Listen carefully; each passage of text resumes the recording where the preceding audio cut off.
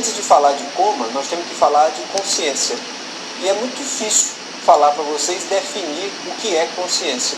Eu prefiro deixar cada um com a sua noção de consciência e falar de quais são as estruturas responsáveis pela manutenção da consciência.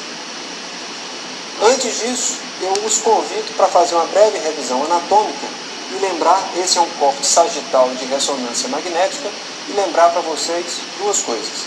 A caixa craniana ela é dividida em dois compartimentos.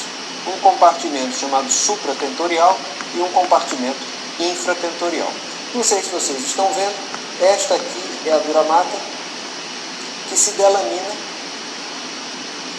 e esse segundo traço aqui, como é o nome disso? Alguém sabe? É a tenda do cerebelo, ou tentório. Essa tenda do cerebelo, ela dá a volta na cavidade craniana e determina um forame, um orifício que está aqui, chamado forame de Pacchioni. Esse forame de Pacchioni delimita o compartimento supratentorial e o compartimento infratentorial. Esse forame de Pacchioni está exatamente ao nível do limite superior do mesencéfalo. E o mesencéfalo é o órgão mais cranial do tronco cerebral. Quero dizer, o compartimento supratentorial, a tenda do cerebelo, o forame de Pacchioni, está no nível da transição entre o diencéfalo e o mesencéfalo. Está na exata transição entre o compartimento supratentorial e infratentorial. Então, quando a gente falar supratentorial, estamos falando de telencéfalo ou diencéfalo. Quando falar infratentorial, estou me referindo ao tronco cerebral. Tudo bem até aí?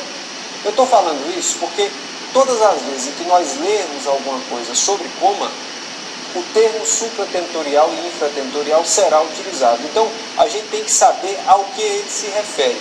Quando eu falo supratentorial, eu estou falando de algo mais elaborado, responsável pelas funções que nos diferenciam enquanto espécie. Quando falo de infratentorial, estou falando de tronco cerebral, responsável pela manutenção da nossa homeostase e pelo nosso sistema vegetativo. É a parte menos evoluída do nosso sistema nervoso.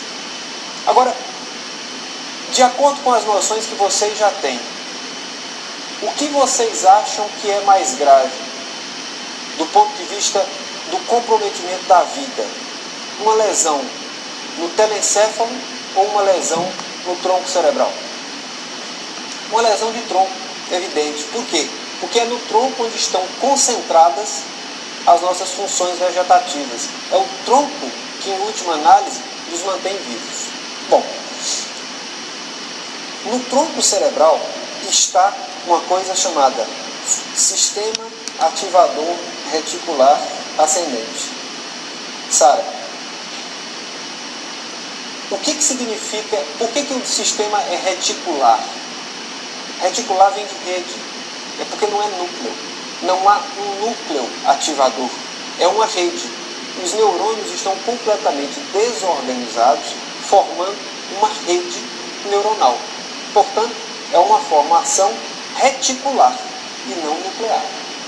Para começar, ela é ativadora, porque autônoma e constantemente esta rede de neurônios dispara impulsos excitatórios em direção aos tálamos e deles para o córtex cerebral. Então, esta rede que está no tronco cerebral de maneira desorganizada envia estímulos excitatórios para todo o encéfalo. Então, uma pequena lesão que acometa o tronco cerebral pode levar a uma disfunção deste sistema, dessa formação reticular, e com isso comprometer a ativação do telencéfalo, dos tálamos e do telencéfalo. Então, sistematizando, quais são as estruturas responsáveis pela manutenção da consciência? A formação reticular do tronco cerebral. os dois tálamos e os dois hemisférios cerebrais. Tudo bem? Até aí? Como é que é o sistema? Esta formação reticular ativa o tálamo, os dois tálamos, e esses tálamos redistribuem o estímulo excitatório para todas as regiões do córtex cerebral. E assim ativam os hemisférios cerebrais. Rapidamente falaremos sobre a escala de Glasgow, que até agora nós examinamos o doente em coma, estamos 1h30 aqui, não falamos de Glasgow. O Glasgow é uma avaliação do nível de consciência, por favor. Esta é a primeira verdade. A escala de coma de Glasgow visa a avaliação do nível de consciência. Por favor, não confundam isso com a gravidade do paciente. O objetivo da escala de Glasgow é analisar quão acordado está o doente, quão próximo da vigília está o doente, ou quão próximo da morte cerebral está o doente. É isso que o Glasgow quer analisar. Como é que ele faz isso? Avaliando 3 parâmetros neurologicamente independentes, que são a resposta motora, a resposta verbal e a abertura ocular. Quando eu tenho um paciente que tem respostas assimétricas, eu considero a melhor resposta. Por quê? Porque o Glasgow quer analisar quão acordado ainda está o doente. Qual é a melhor resposta? Qual é o padrão mais elaborado que ele pode oferecer? E não o pior. Se nós estivéssemos analisando qual a gravidade do doente, eu analisaria a pior resposta. No entanto, não é isso que o Glasgow quer. O que o Glasgow quer avaliar é o nível de consciência, é quão próximo esse doente está da vigília. É isso que o Glasgow quer analisar. Então, quando eu tenho um paciente que localiza a dor de um lado e descerebra do outro, eu valorizo o quê? A descerebração ou a localização da dor? Eu valorizo a localização da dor, eu valorizo a melhor resposta. E o objetivo, uma das aplicações do Glasgow é quantificar a evolução clínica de um paciente.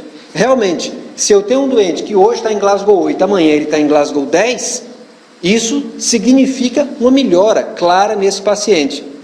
Mas nós veremos ao fim que 2 pacientes em Glasgow 7 podem ter quadros completamente diferentes em gravidade e prognóstico.